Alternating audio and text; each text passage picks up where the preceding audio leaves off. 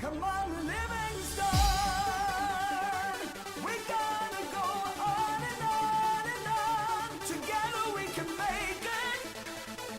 We gotta go on and on and on. Come on, Livingston. Knocks it through.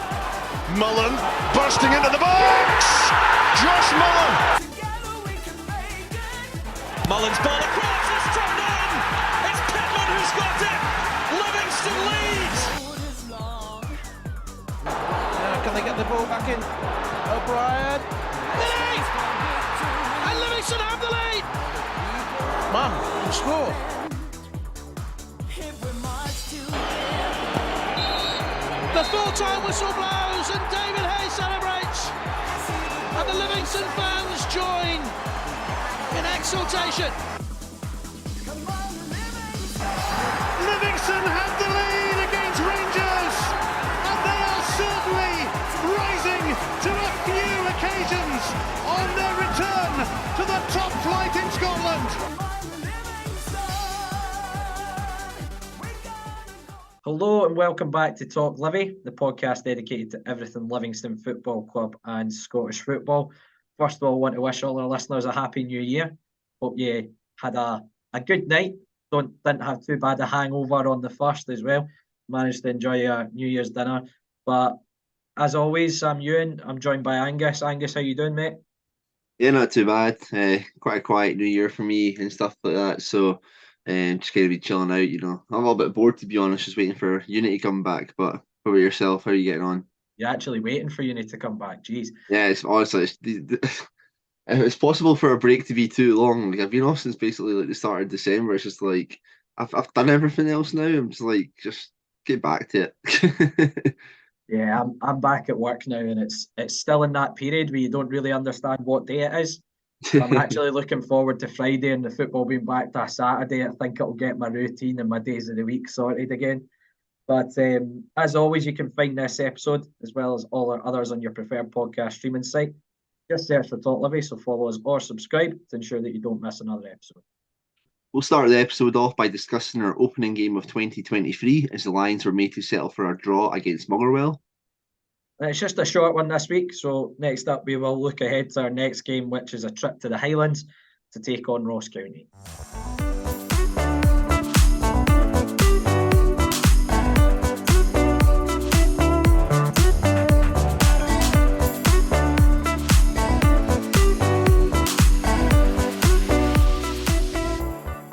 The Lions looked to kick off 2023 in style when Motherwell visited the Tony Macaroni Arena. Despite taking the lead through Morgan Boys, Livi were pegged back quickly by the visitors and made to work hard for a point in the end.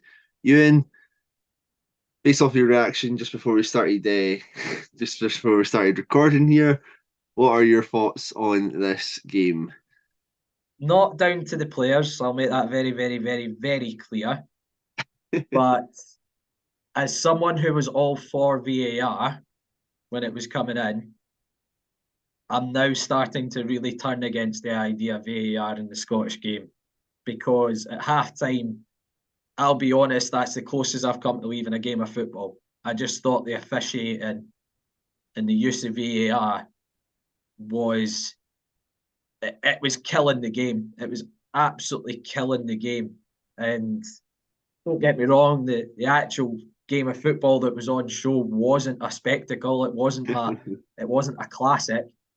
But as I say, the officiating was just killing any sort of momentum in the game. It was really difficult to watch. And we've had a few shocking VAR displays already this season. But the thing is, they actually got the kind of major VAR call right in the end. But it's the way it's communicated to the fans. And again, that's not a dig at Colin or Liam who do the announcing. I'm sure they're just feeding off what they're getting told.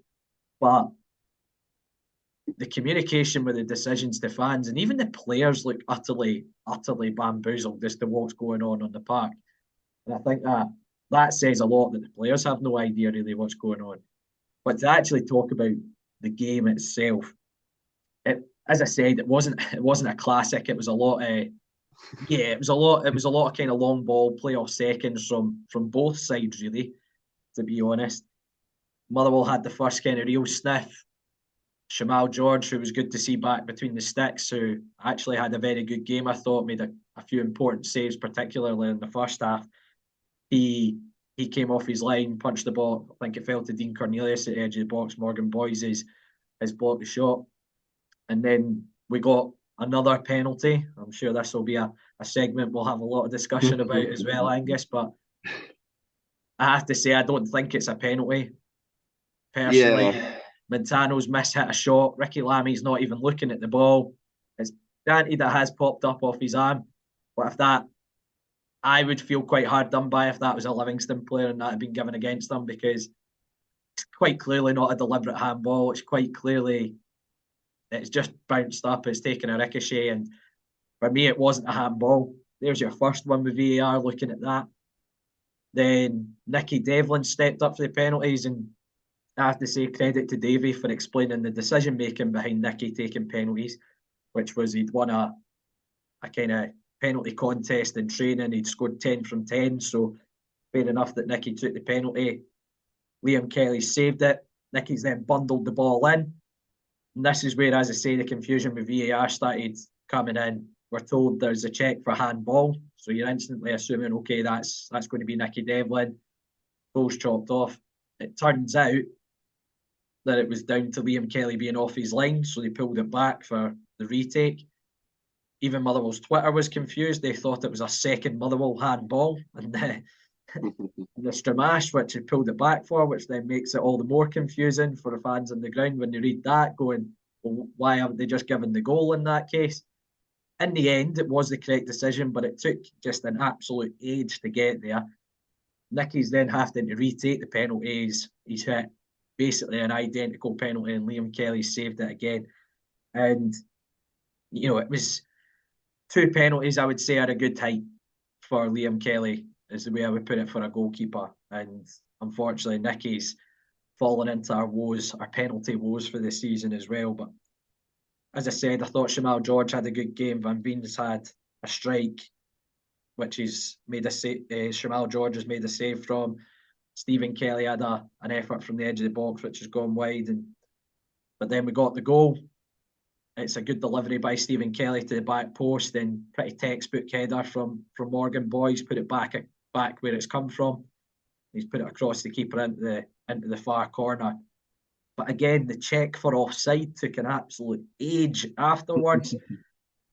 An offside is one of the things I say in VAR is the most cut and dry decision you can have. I don't understand how it took so long, but again, they got to the right call eventually. But we were pegged back almost instantly. I think it was 3 minutes. The goal's really poor. It's just sloppy from us. There's a lot of nobody really taking ownership of the ball in the box. It's taken the original cross is looked up in the air. It's then taken a bounce. I think George has made a save originally from Sean Goss, and to be fair, it's a really good finish by Van Veen, hooking it into the far corner.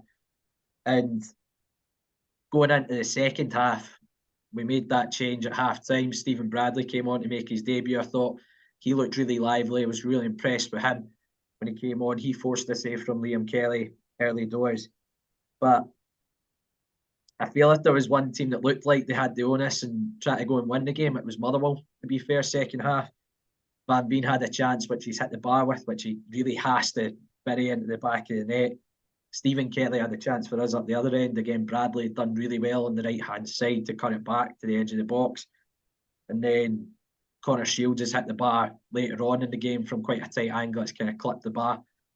But, yeah, I felt we played into Motherwell's hands a little bit, being really direct, I thought. I felt sorry for Bruce up top. I don't think we were getting on to second balls quick enough. The midfield three wasn't, anytime Bruce did manage to bring the ball in, he was waiting quite a bit of time for runners to come off him, the likes of Bahambula, the likes of Bradley, the likes of Shinnie, getting up there and supporting him. And I felt we really struggled to get out, in particular in the second half.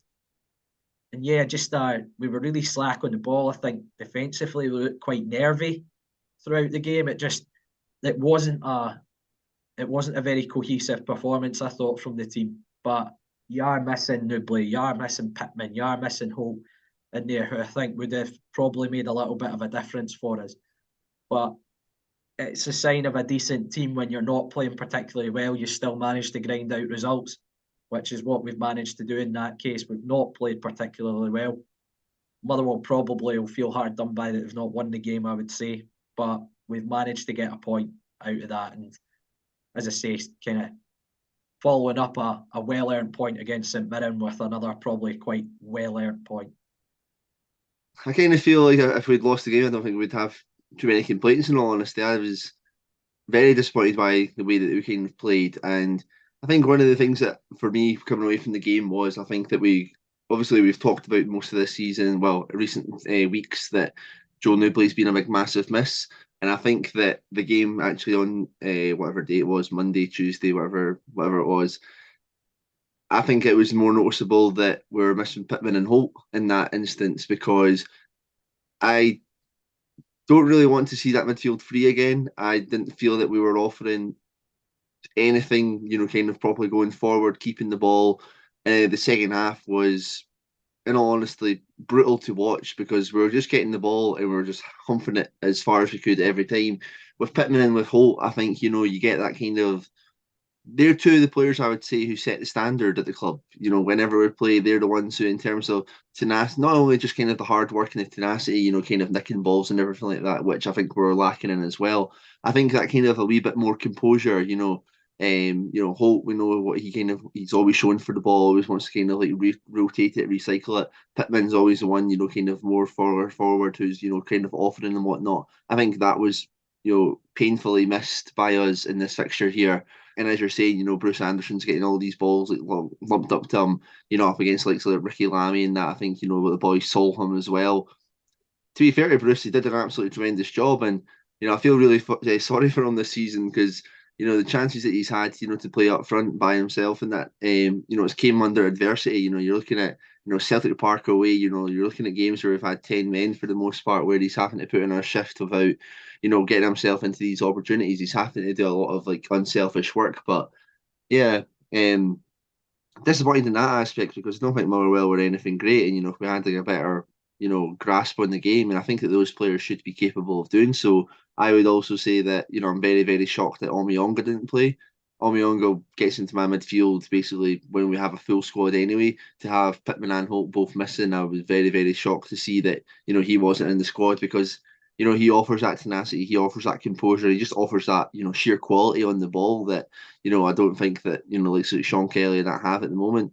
Obviously, we know why, Kelly's been put in there because of the height and, Davies' kind of preference for him, taking set pieces and that. But I think that selection was maybe a little bit questionable in a little bit of a way. But yeah, I think one of the aspects I would say though has been encouraging in the last couple of games is, how Morgan Boyce is coming on. Obviously, I think we're a bit reserved to the fact that we may be losing Jack Fitzwater. Boyce, made a couple of appearances at the tail end of last season before picking up an injury in the last day of the season. It's very good to see that, he's continuing to play well. And he's getting a goal, which will boost his confidence as well. And I think, us coming into this new year, if we do lose some players, it's good to know that we have somebody who's coming in and, hitting the ground running. And I think one of the things for me about him is that he looks comfortable on the ball. Fitzy and Ayo, they like to get on the ball, spray passes and whatnot. I think Boys likes to, link up a little bit more with, the kind of like the left back. You can see that background of playing at, a higher level through like an academy where, he wants to get the ball down and, work things out rather than just, getting it forward as fast as we can. But very, very frustrating game, and I completely agree with you on the VAR stuff.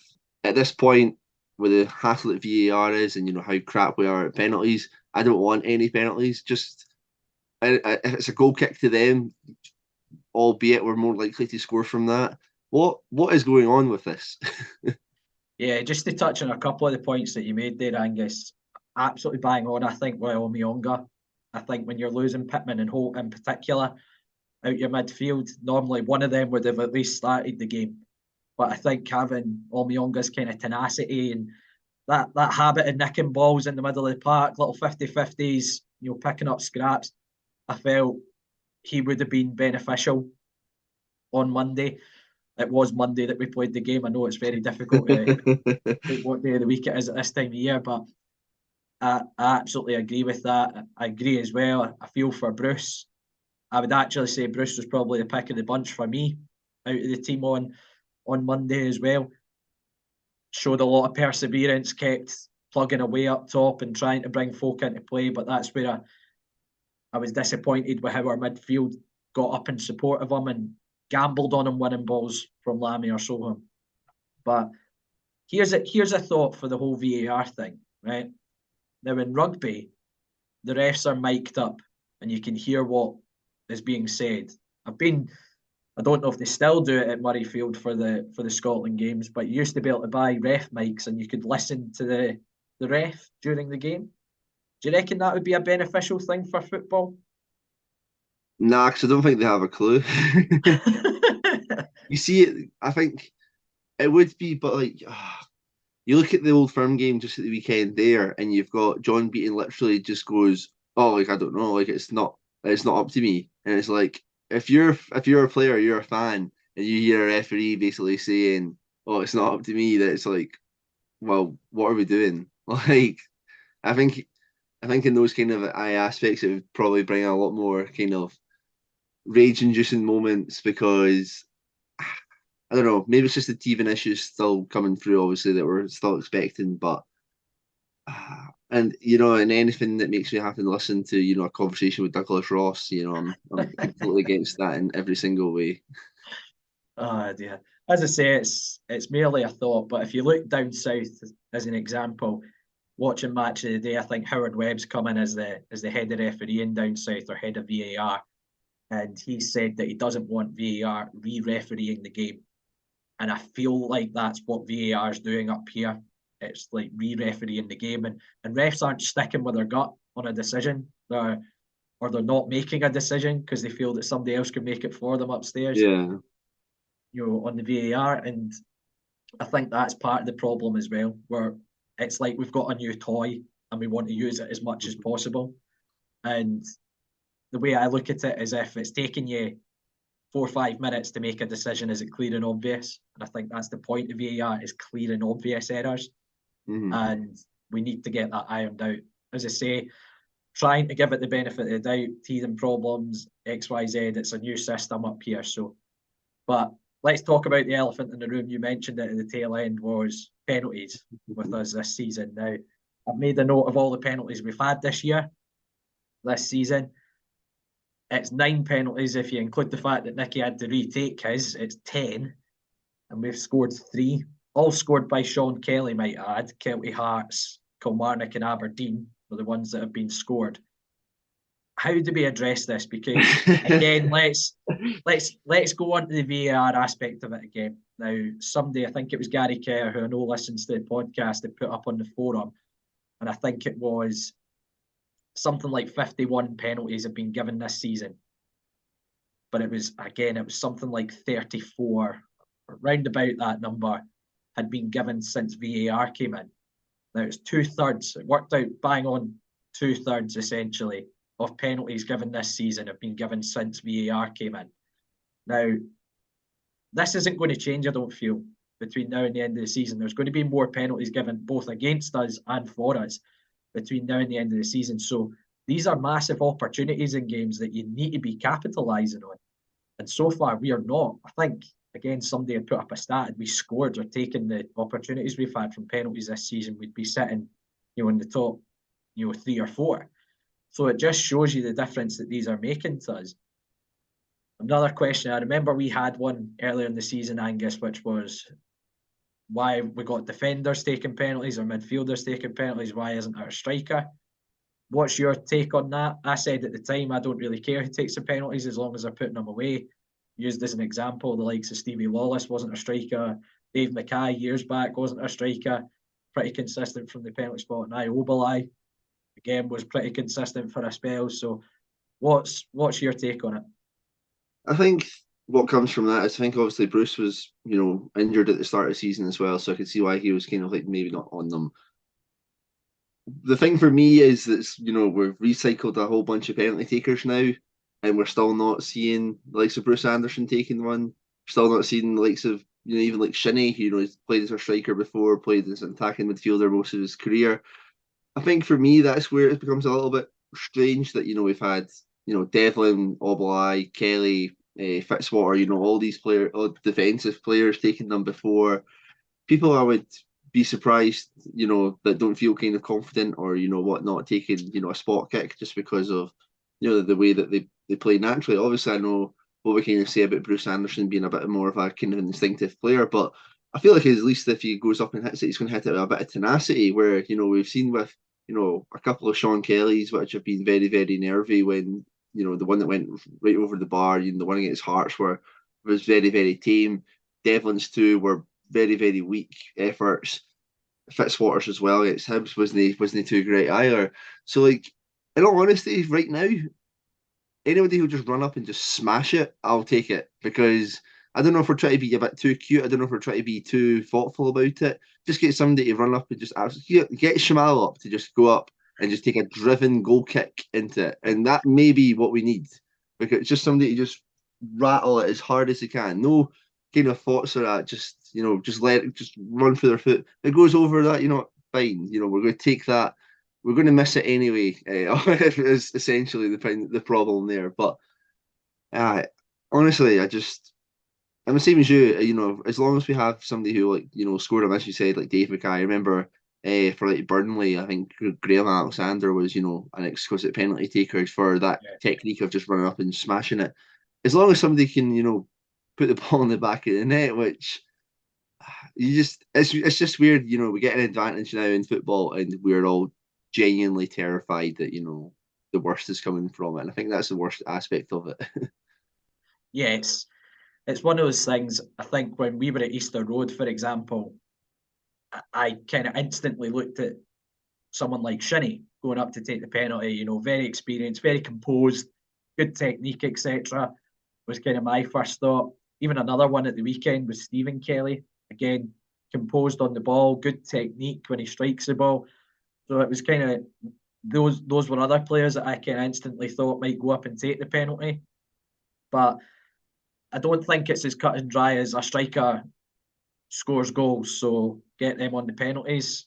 I've seen plenty of strikers hit a penalty before and it's been absolutely woeful. So I don't think it's as cut and dry as that. Again, I think it was good that Davey came out and explained why Nicky was taking the penalties, because I'm sure it came as a little bit of a surprise to most people on the ground when Nicky went up. And again, I saw comments from Callum Carson saying that he was the designated penalty taker for the Hibs game, but he was already off the park, which is why it became a case of whoever grabbed the ball got the opportunity, essentially, which was why Goncalves and Fitzwater then hit penalties.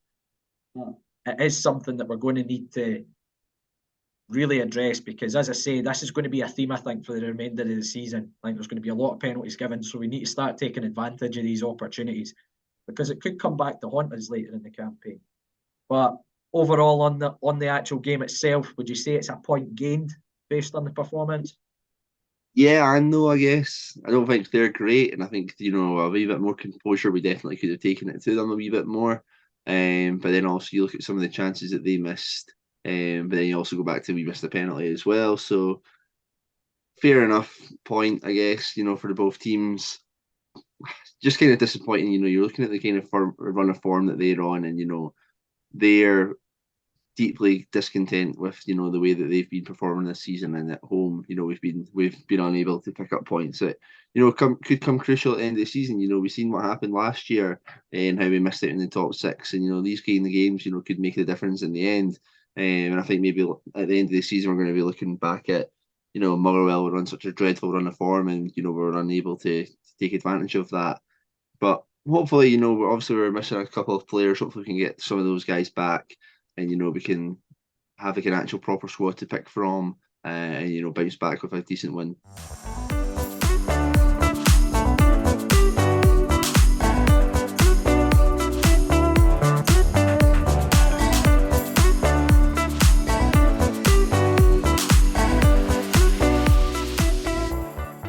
Have you read the script? Have I read the script? Yeah. I mean, I did it very, very quickly. Yeah, next up, the alien said. I was like, is that one of our nicknames? No, I know I've been typing it quickly. It's obviously auto-corrected when I type that. I'll try not read that. Next up, the Lions head to the Highlands to take on struggling Ross County, who are currently sitting bottom of the table. Angus, how are you feeling ahead of this one? I mean, as you said, we're coming into the game against, bottom of the league. We should be coming into it a wee bit more kind of optimistic. As you've kind of been touching on the last kind of podcast that we've done, about teams who have been on kind of poor runs of form, it's going to got to end somewhere. And, it seems as if we're a team right now who, it's decent enough for teams who are in a bad run of form to come and play against. The way that we're not really kind of taking control of games, or we're getting men sent off, or not capitalising on opportunities. So I think we've got to be hoping here that there's a bit up the arse from Davy, and we can kind of get back to playing the way that we know we can. I think they got like a decent point away at Aberdeen, on Monday just there as well. So I think they'll be a wee bit more confident and showed a wee bit more solidity than maybe they have in the last kind of couple of weeks. I think they got beat off of I think Dundee United at 3-0 or something like that quite recently. So things haven't been going well for them, but I don't think we're in the blistering form just yet to be saying that this is going to be an easy game. I think most of the games against Ross County, they're very tough to break down. We've seen that a lot at home in recent years. I mean, they beat us early in the season with quite a snatch and grab kind of performance. So we're going to have to be at the top of our game to to probably take 3 points from this. And the way that we're playing, I don't know if we can be entirely confident of doing so. I'm not entirely sure. Are Pittman and Holt back for this, or they got another game on top of this? They'll both be suspended for this one as well. It's 2-game bans that they have, so that's another 2 key players that we're definitely going to be without. Yeah, and then obviously the Newbley factor as well, which we're in desperate need of. And I don't know, we're just going to need something a wee bit different, from the game against Motherwell, and even the one against St Mirren. We need a wee bit more from the team, even looking at more attacking prospect. I feel like this is, the games against Ross County away. We've had a couple of decent wins up for there. The 4-1 when Lyndon Dykes and that were in the team, and then the 3-2. Obviously, it's going to be a strange game because I don't think with Ross County I ever go into it thinking that they're going to be an easy team to turn over. I think they work hard. Malcolm Mackay can get them set up, and I don't know if this is going to be them starting to turn the corner with that draw against Aberdeen, giving them a wee bit more confidence. I think prior to a wee bit of run of form, they picked up a couple of wins as well. I think they beat St Mirren and Hibs shortly before the break as well. So I think they're sitting obviously bottom at the moment. I don't know if we can look too much into that just because of the way that the league twists and turns, but yeah, we're definitely going to have to focus on our own game. I think if we show up and commit ourselves properly, then there's no reason why we can't take the 3 points. Yeah, it's a difficult game, but it's also a ground that we've historically done quite well at. I think we've only lost maybe 3 or 4 games up in Dingwall, if I remember correctly. It was a League Cup tie. We lost up there. We then lost in the Championship to them, and then we lost one of the games in their first season back up. Midweek game I remember going up for, we lost 2-0. Billy Mackay scored the double. So I think it's only the 3 games we've maybe lost up in Dingwall in our history. So it's a ground that we're, as I say, historically been quite successful at. But to kind of touch on a couple of the points you made, yeah, they won a couple of games before the break, St Mirren and Hibs back to back. But since then, they've lost 5 on the bounce. That does include games against both sides of the Old Firm, though, as well. But they had quite a humbling defeat to Dundee United, which would have been a big blow at their confidence. But as you say, they went to Pittodrie, and Aberdeen have been very good at Pittodrie this season in terms of being pretty free scoring. We were on the other end of that when we lost up there earlier in the season. To go up there and keep a clean sheet, I'm sure will do their confidence the world of good. Looking at the league table, lowest scorers in the league, 14 scored this season. I think we're the 3rd lowest scorers in the league with 18. But they do have, I think, the joint 2nd worst defensive record in the league as well, conceding 32 so far this campaign. So we said this last year with Ross County, that if they stopped scoring goals, they were going to start struggling, because defensively they were never that great even last year. But they've lost the likes of Humbo, they've lost Charles Cook, they've lost a lot of their goals or the creativity that they had last year.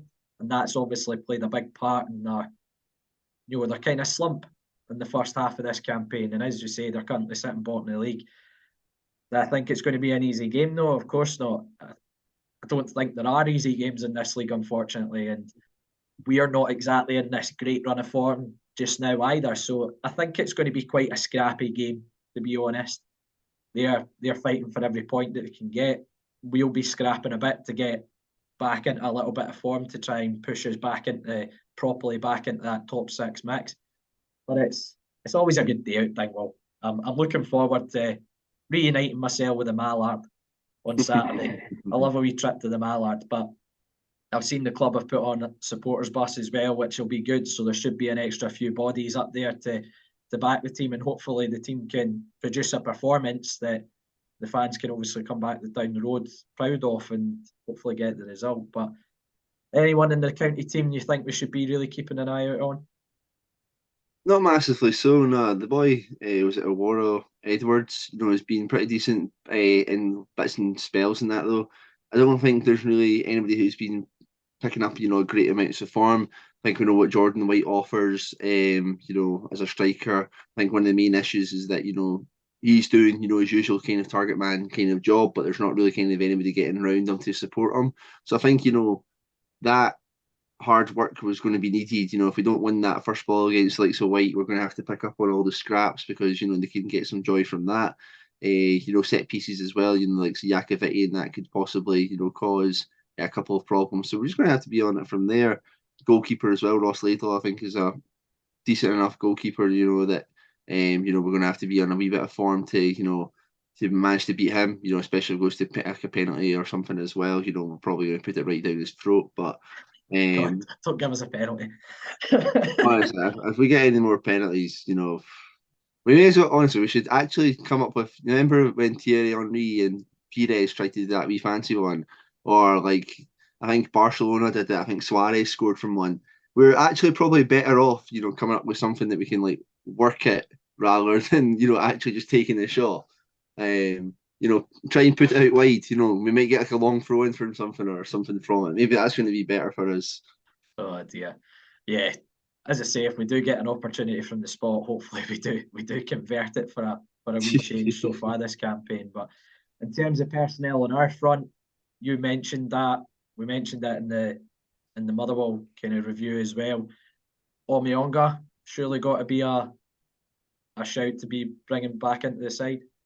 Oh, 100%. If Pittman and Holt are both suspended, I'm very, very baffled that Omionga wasn't in that starting 11. He absolutely should be for here, and we need that kind of quality on the ball to help us out. I think as well, we're looking at it, we don't know what the fitness of Christian Montano is. Obviously, he took a knock in the game there and came off at half time. Obviously, that would be quite a big miss. But if Christian isn't available, would you like to see Stephen Bradley in from the start, or is that still a bit too soon? I really like what I saw from him in the Motherwell game. He looked very direct. He wanted to take a bit old-fashioned in a winger, just wanted to run at players and try and get in behind and create opportunities. I wouldn't be adverse to giving him a run out from the start. I think if Christian was out, it's most likely that Penners will go in at left back. You would have thought would have been the kind of first choice there, and that leaves a space open for somebody like Stephen Bradley, and especially if we're playing on the counter attack, he looks like he has a bit of pace to burn as well. So that would offer something a little bit extra and a little creative spark as well. If Joel is available, I could see Joel coming back into the side. Whether he will be, I don't know.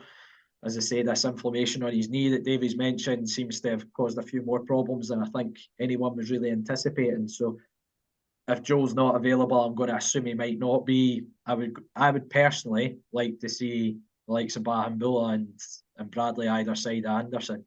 As I say, for that creative spark and kind of directness. I don't think, to be fair, we're blessed with too many options at the moment in the kind of forward areas if Nibley's out. But yeah, I completely agree with you that, we may as well use the kind of option that we have.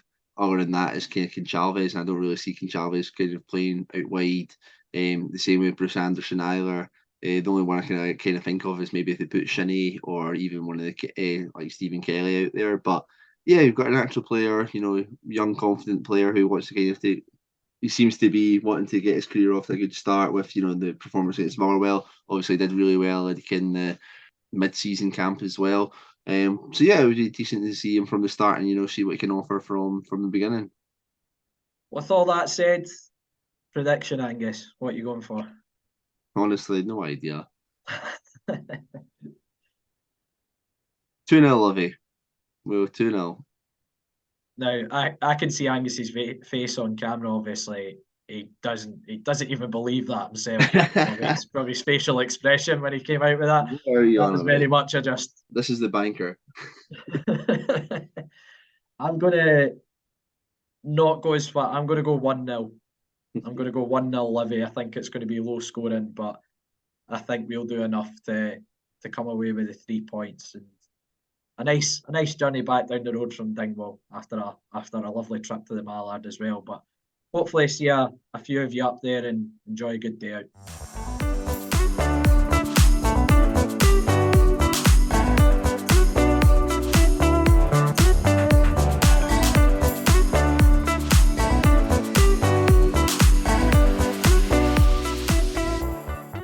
That's it for this week's episode of Talk Livi. Thanks again to every single one of you for tuning in week and week out.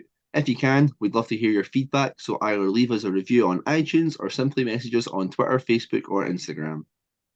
As Angus said, we're on Facebook, Twitter and Instagram. Search Talk Livi to find us and you'll find all the links to our weekly episodes on there as well. You can also find all our episodes, including this one, on all good podcast streaming sites, including iTunes and Spotify. We're also on YouTube, so don't forget to subscribe to the channel. And if none of those options suit you, all you have to do is head to our website, talklivipodcast.libsyn.com, where you'll find every single episode we've done over the last few years. That's it for this week. Thanks again to all our listeners for tuning in. Let's hope for another great week following Lothian's finest football team.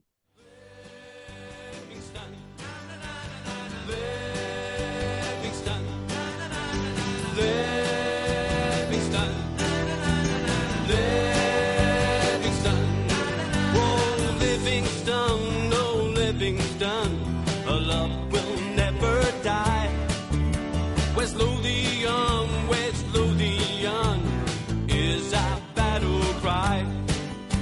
This is the place from which we hail. Livingston, oh Livingston, it's up to Amberville.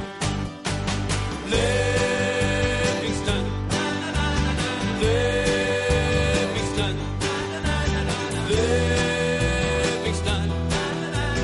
Livingston, oh Livingston. We love it when you score.